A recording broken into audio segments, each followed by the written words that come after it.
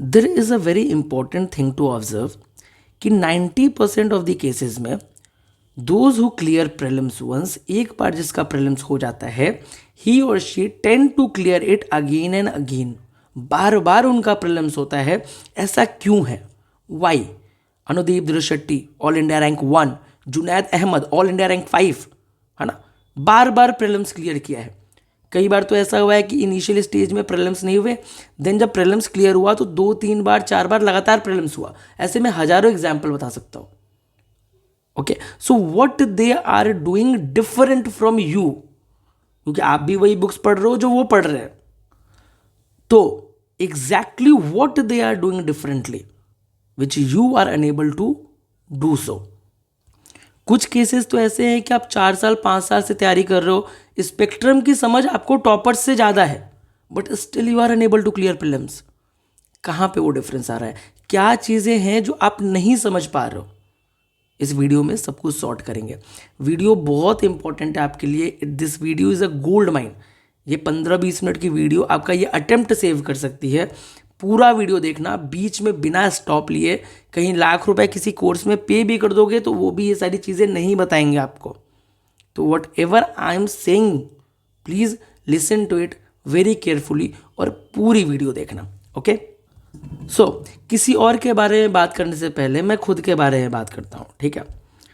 मैं initial first 2 attempts में I was unable to crack prelims, ठीक है। इनिशियल 2 अटेम्प्ट्स में मेरा प्रीलिम्स नहीं हुआ।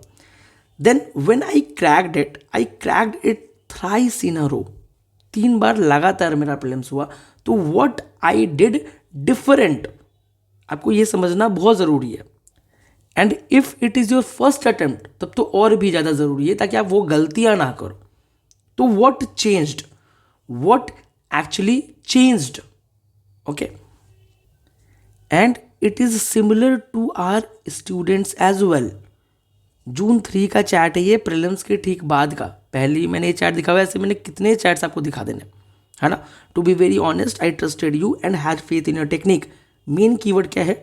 which didn't happen in last 2 attempts, okay, and your techniques help me choose right answer, जो लास्ट 2 अटेम्प्ट से नहीं हो पाया। तो ऐसा what we did, है ना, ऐसा what we did, ये समझना बहुत इंपॉर्टेंट है। what changed actually। तो let me tell you a story कि जब ये 2 अटेम्प्ट्स में हमारा प्रीलिम्स नहीं हुआ तो what I did, ठीक है, जो आपको करने की बिल्कुल भी ज़रूरत नहीं है, क्योंकि मैंने ऑलरेडी आपके लिए सारी चीज़ें कर दिया। You just have to study, you just have to follow whatever I am saying, ठीक है। कि जो भी मैं कह रहा हूँ बहुत ही फैक्ट, बहुत ही लॉजिक के साथ कह रहा हूँ, and this is the only way to crack the exam. कोई और आकर के बोल दे कि इसके अलावा कोई रास्ता है, तो they are just manipulating you, they are just manipulating you, that's it, they are bluffing you, to be very frank. तो what I did when I unable to clear 2 attempts, then मैंने क्या किया, बहुत सारे टॉपर्स के articles देखे, ठीक है, ऑन प्रीलिम्स। मैंने I listened 50s 100s of topper talks, है ना। और मैंने वहाँ से 2 कॉमन चीज़ें फाइंड आउट करी। There are 2 common things I found out, and those 2 common differences I found out between जो बार बार एग्जाम क्लियर कर रहा है, बार बार प्रीलिम्स क्लियर कर रहा है, and those who are unable to make it even once. The very first and basic difference is those who are clearing multiple times, they are well aware of the themes. उनको high yielding themes की समझ बहुत अच्छी है ना। Apart from themes उनको कुछ आता ही नहीं है, कुछ उनको पता ही नहीं है, ठीक है, पर उनको थीमेटिक अंडरस्टैंडिंग बहुत अच्छी है सिलेबस की, एग्जाम की, है ना। कैसे होता है वो सारी चीज़ें, कैसे करते हैं वो सारी चीज़ें मैं बताऊंगा, बहुत डिटेल में बताऊंगा, बट पहले ये समझने की कोशिश करो what I am trying to say, ठीक है। तो they have well developed thematic understanding. और जिनका नहीं हो पा रहा है, what they are doing, they are reading everything under the sky. कोई भी नया सोर्स मिलता है, दे गॉट टेम्प्टेड, समझ लो। कोई भी नई बुक मिलती है, भाई करंट अफेयर्स के लिए लोगों ने क्लासेस खरीदी हुई है, 3-3 घंटे 4-4 घंटे की करंट अफेयर्स की क्लासेस कर रहे हैं, विच इज़ नॉट रिक्वायर्ड। इतना कुछ नहीं रिक्वायर्ड है। First you have to understand the theme, then you have to jump on the sources. और ये थीमेटिक अंडरस्टैंडिंग कैसे होती है मैं बताऊंगा। इस वीडियो को मैं 2 पार्ट में करूंगा और मैं बहुत अच्छे से बताऊंगा कि थीमेटिक अंडरस्टैंडिंग कैसे होती है। अभी समझना कि कहाँ पे आप लैग कर रहे हो, इस चीज़ को समझना बहुत ज़रूरी है। कोई नहीं बताएगा, मैंने क्या बोला कि आप लाखों रुपए भी कहीं दे दोगे तो कोई नहीं बताने वाला। दूसरी और सबसे अहम चीज़, they have well developed logical thinking. ये रीजनिंग, ये लॉजिक इन्होंने बहुत अच्छे से डेवलप की हुई है। And most of the toppers are not sharing it. अब मैं आपको लिख के दे रहा हूं, आप कोई भी टॉपर टॉक देख लो, they are not sharing it directly. समझ लो, बहुत सारे लोगों ने यूट्यूब पे वीडियो बना रखा है कि ये ट्रिक, फलाने का ट्रिक, एलिमिनेशन ट्रिक। कोई ट्रिक नहीं होता, there is nothing like trick. पहली बात तो ये, देयर आर लॉजिकल थिंकिंग। कोई ऐसा ट्रिक और ये फलाने ढिमकाने की चीज़ें बता रहा है, they are simply making you mad. ठीक है, समझ जाओ। अब तो कुछ ऐसा नहीं होता है, कोई ऐसा ट्रिक नहीं होता है। There is simple well developed logical thinking. ठीक है, अब जो टॉपर्स है वो तो बता नहीं रहे कि लॉजिकल थिंकिंग डेवलप क्या है, बस वो आते हैं बोलते क्या है कि PYQ सॉल्व करो। PYQ सॉल्व करे कैसे, किस तरीके से PYQ सॉल्व करके ये लॉजिकल थिंकिंग हम डेवलप कर ले। हाँ, ये भी तो समझना ज़रूरी है। And those who are unable to make in to their attempt, they have may be a strong knowledge. ORN में बैठे हुए हैं, 5-5 साल से पढ़ रहे हैं स्पेक्ट्रम, बहुत अच्छी नॉलेज है, पूरी स्पेक्ट्रम में कौन से पेज में क्या लिखा हुआ है ये याद है। बट दे हैव जीरो और लेस लॉजिकल स्किल्स। मैं आपको बता रहा हूँ, अगर you do not have this logical thinking, then you are on a wrong side, आप रॉन्ग साइड पे हो। ठीक है, और मैं आपको हेल्प करूंगा ये लॉजिकल थिंकिंग डेवलप करने में। Okay, I will help you.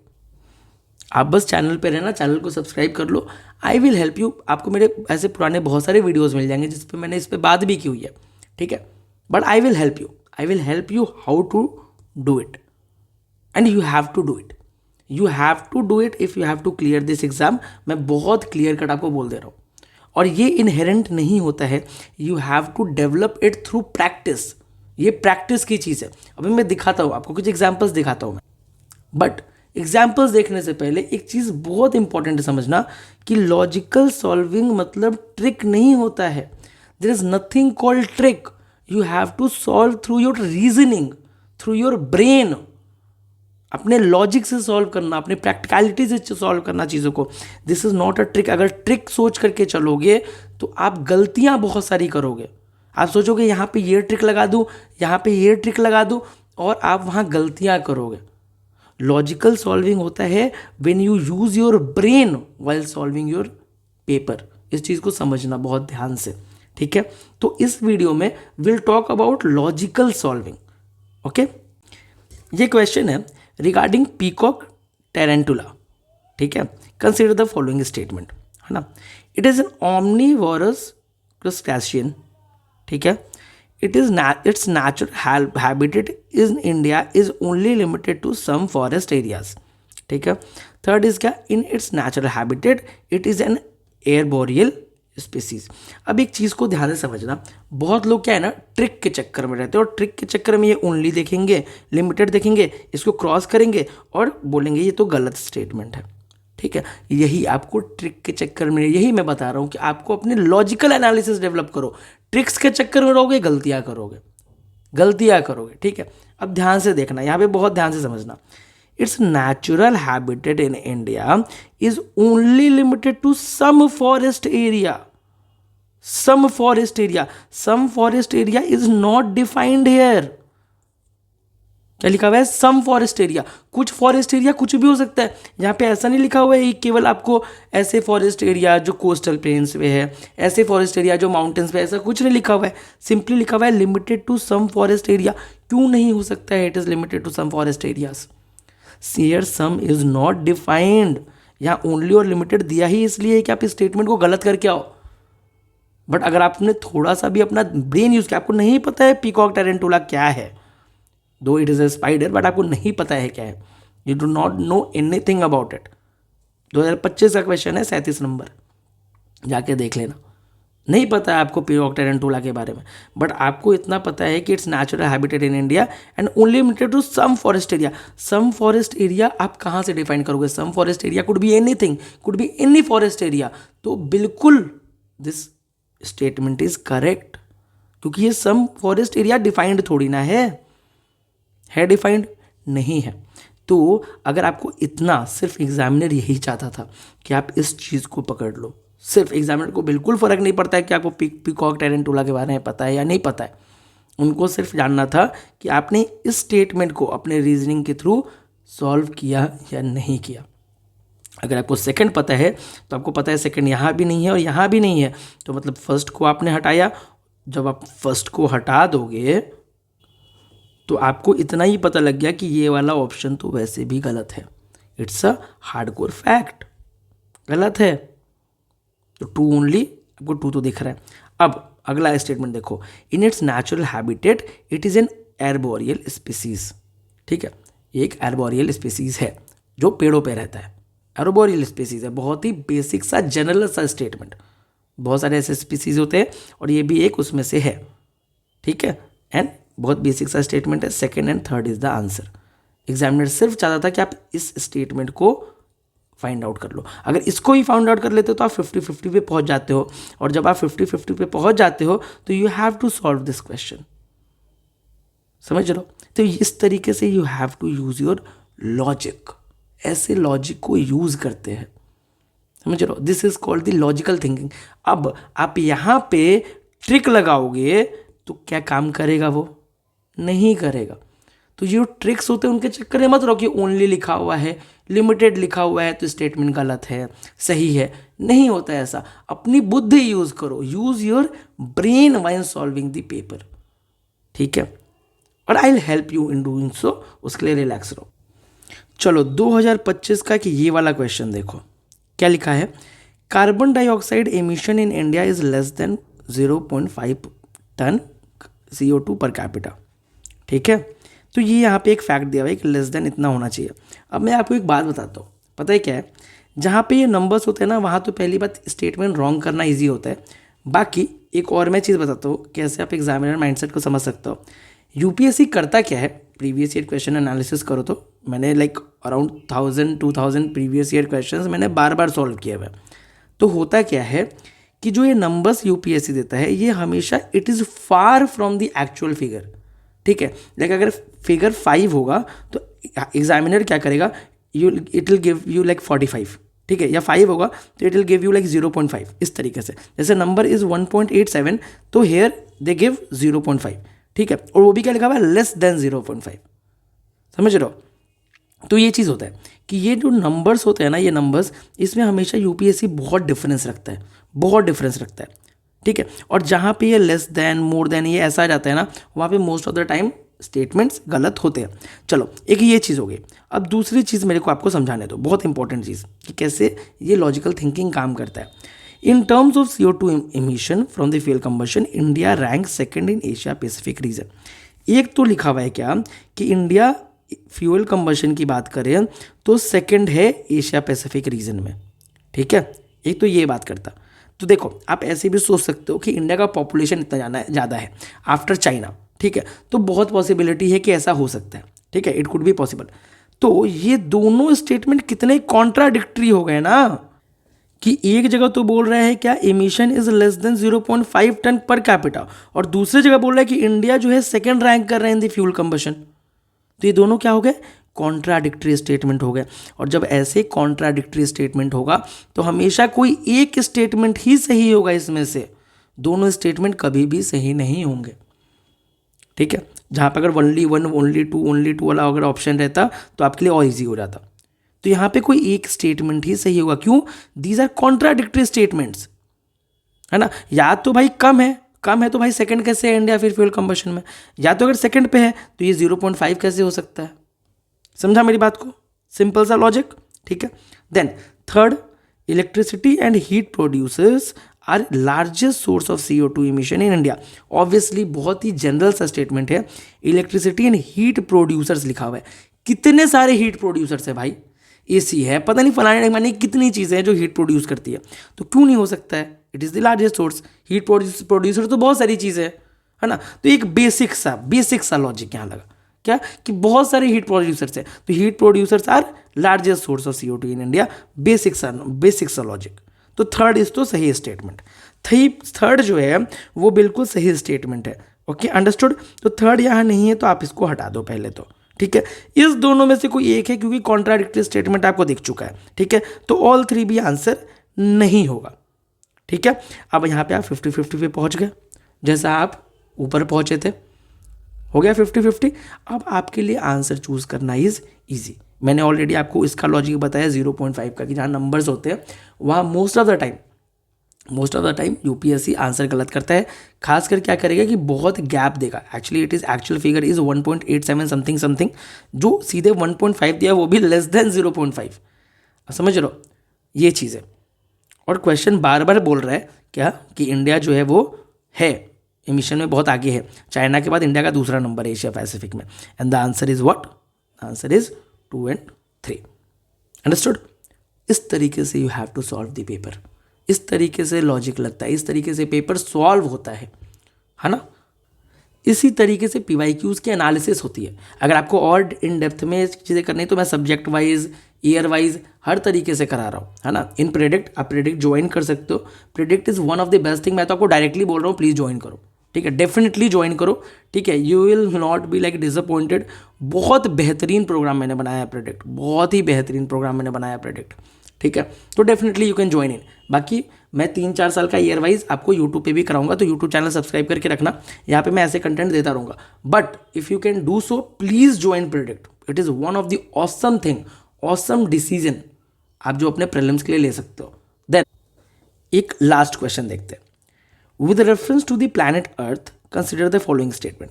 ऊपर का क्वेश्चन देखा था ना, अब देखो सेम वैसा ही क्वेश्चन मैं आपको दिखा रहा हूँ, ठीक है। आपको कुछ नहीं पता है, आप बस सोचते रहो, चलते रहो आगे अपने थॉट के साथ में, ठीक है। Rain forest produce more oxygen than the produce by ocean. अब अपना थॉट यूज करो, अपना बुद्धि दिमाग यूज करो, क्या कि रेन फॉरेस्ट कितना होगा। मान चलो अमेजोन रेन फॉरेस्ट है या जो भी है, ब्राज़ील का साइज कितना है? इतना है। ओशियन का साइज कितना है? इतना है। 74-75% ओशियन ही ओशियन है। कितने सारे मरीन जो है आपको इकोसिस्टम और अब मरीन बायोडाइवर्सिटी है। रेन फॉरेस्ट क्या है? ये इतना है। It is not of like even 10-15% of the ocean का बायोडाइवर्सिटी, है ना। तो जो मरीन इकोसिस्टम, ओशियन की बायोडाइवर्सिटी का रेन फॉरेस्ट इतना है, तो अब आप खुद सोचो, उसमें कोरल रीफ्स और सारी चीज़ें आती है। तो कैसे रेन फॉरेस्ट ओशियन से ज़्यादा ऑक्सीजन प्रोड्यूस कर सकता है? How it is possible? खुद सोच लो। सिंपल सा लॉजिक दिया है मैंने, बहुत सिंपल सा, कुछ मैंने बहुत रॉकेट साइंस आपको नहीं बता दिया ये करके। आप सबको पता है, बचपन से पढ़ते आ रहे हो कि 73% ओशियन है। मैप जाकर के देख लो, नहीं पता है, ठीक है, ठीक है। तो सिंपल सा आप ये कर सकते हो कि ये तो स्टेटमेंट गलत है, ठीक है। You have to use this logic, ठीक है। अब दूसरा स्टेटमेंट पढ़ना। Marine phytoplankton and photosynthetic bacteria produce about 50% of the world oxygen, ठीक है। मतलब अगर क्या फोटोसिंथेटिक बैक्टीरिया को और मरीन फाइटोप्लैंक्टन को मिला दो तो अराउंड 50% बनता है वर्ल्ड का ऑक्सीजन। अब दोनों स्टेटमेंट कॉन्ट्राडिक्टरी हो गया। यहाँ पे क्या बोला कि जो रेन फॉरेस्ट है वो ओशन से ज़्यादा प्रोड्यूस कर रहा है ऑक्सीजन, और दूसरे ही स्टेटमेंट में बोल रहा है कि जो मरीन फाइटोप्लैंक्टन और फोटोसिंथेटिक बैक्टीरिया है वो 50% वर्ल्ड का ऑक्सीजन प्रोड्यूस कर रहे हैं। तो यहाँ पे डिफरेंस क्रिएट हुआ, ओके, समझा। तो यहीं पे कॉन्ट्राडिक्शन क्रिएट हो गया, हुआ ना कॉन्ट्राडिक्शन क्रिएट। तो पहला वाला स्टेटमेंट आपको पता है गलत है, दूसरा वाला स्टेटमेंट ऑब्वियसली सही है ना। They produce about 50% of the oxygen. एक तो पहले तो बहुत बेसिक सा statement, about 50% of the world oxygen, बिल्कुल नॉर्मल है, ठीक है, डेफिनेटली। अब एक चीज़ बताओ, पहला स्टेटमेंट आपको पता लग गया गलत है, ठीक है। दूसरा स्टेटमेंट आपको पता है सही है, तो simply you can reach out the answer. Well oxygenated surface water content several fold. अब देखो किस तरीके से स्टेटमेंट को गलत किया जाता है। सेवरल फोल्ड हाइयर ऑक्सीजन, कुछ डेफिनेशन नहीं, सेवरल फोल्ड मतलब क्या? बहुत ज़्यादा। मतलब कि अगर किसी स्टेटमेंट को गलत करो तो करना हो तो उसको बहुत बढ़ा चढ़ा कर लिख दो, समझ रहे हो। तो ये स्टेटमेंट पढ़ के आपको लग जाएगा कि दिस इज रॉन्ग स्टेटमेंट। ऐसा कहीं भी दिख जाए कि ड्रास्टिक चेंज, सेवरल फोल्ड्स, है ना। तो ये statement this is a wrong statement. अब आपने कैसे सॉल्व किया इस क्वेश्चन को? क्या आप पहले से कोई विजन आईएएस का या कोई पीडब्ल्यू का मटेरियल पढ़ के गए तो सॉल्व किया? नहीं, अपने बुद्धि से सॉल्व किया, अपने लॉजिक से सॉल्व किया इसको। कोई ट्रिक यूज किया? नहीं, अपने लॉजिक को यूज किया। And this is what you have to use in examination. इस तरीके से पीवाईक्यूज की एनालिसिस होती है, समझा? सारे मैंने 2025 के पेपर को सॉल्व किया है और ऐसे मैं आपको सारे कितने क्वेश्चंस दिखा दूंगा। मैंने 2025 का पूरा पेपर एनालिसिस भी किया होता, 25-30 क्वेश्चन मैंने सॉल्व किए, जाओ देखो उसको। टू बी वेरी फ्रैंक, जब आपने उस पर रिस्पॉन्स नहीं किया तो इसलिए मैंने आगे का एनालिसिस नहीं किया। आपका जो मेन फोकस है वो है सोर्सेस पे, कि बुक्स, कौन सी बुक्स पढ़नी है, कौन सी बुक्स पढ़नी है, वही आप देखते भी हो। जो काम की चीज़ें जिससे एग्जाम क्लियर हो रहा है, अगर वो नहीं देख रहे हो तो फिर प्रॉब्लम इज विथ यू, ठीक है। और मैं उस हिसाब से काम करूंगा जो आप मेरे से चाहोगे। What you are asking me, मैं उस तरीके से ही बिहेव करूंगा ना, ठीक है। So next video is on how to predict themes. Themes कैसे प्रिडिक्ट करते हैं, जो मैंने थीम्स की बात बताई थी ऊपर डिफरेंस में, ठीक है। ये वीडियो आपको चाहिए तो you have to tell me in the comment section, to be very frank, ठीक है। जितनी जल्दी बताओगे उतनी जल्दी। देखो, इसके पहले आपने शेड्यूल के लिए बोला था, मैंने तुरंत वीडियो अपलोड कर दी थी, तो it depends on your response. To be very frank, channel को सब्सक्राइब करना पड़ेगा, कर लो। मैं वहाँ यहीं पे सारे आपको प्रॉब्लम्स तक जितनी भी चीज़ें, काम की चीज़ें मैं यहीं पे दूंगा। You have to subscribe to our Telegram channel, जो डिस्क्रिप्शन में है। वहाँ पे मैं ये पीडीएफ भी आपको दे दूंगा, तो वहाँ से ये पीडीएफ को डाउनलोड कर लेना। प्रेडिक्ट के बारे में डिस्क्रिप्शन में, कमेंट में, हर जगह है, जाओ प्रेडिक्ट देखो। Predict is one of the best thing you can do for your self, ठीक है। तो प्रेडिक्ट ज्वाइन करो, कोई बात नहीं है, ज्वाइन भी नहीं कर सकते तो यूट्यूब तो है, यूट्यूब पे भी मैं चीज़ें अपडेट आपको देता रहूँगा। Join our YouTube channel, subscribe our YouTube channel. All the best.